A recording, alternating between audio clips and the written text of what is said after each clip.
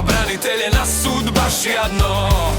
Govorili su nam šuti, budi tih, zaboravi, al kad Hrvat šuti dugo, petokraka haos pravi. Govore nam da smo braća, da nas veže jedinstvo, al kad brati kuću pali, jedinstvo postaje prokletstvo.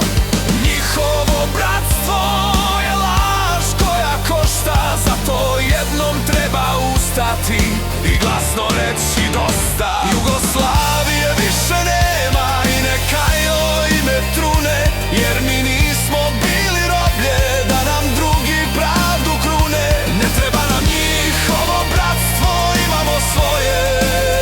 Hrvat uz Hrvata, to je bogatstvo.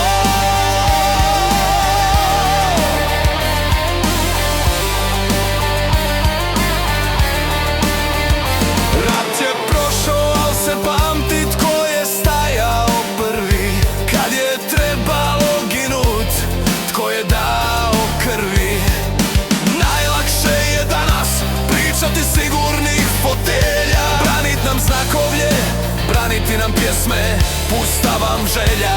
Doći će vrijeme istine o lažnom antifašizmu, jer anti je u stvari sluga fašističkom komunizmu.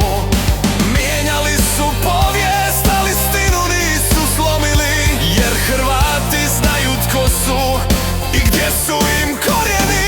Jugoslavije više nema i neka joj ime trune, jer mi nismo bili roblje da nam drugi pravdu krune.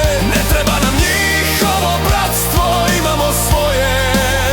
Hrvat uz Hrvata, to je bogatstvo.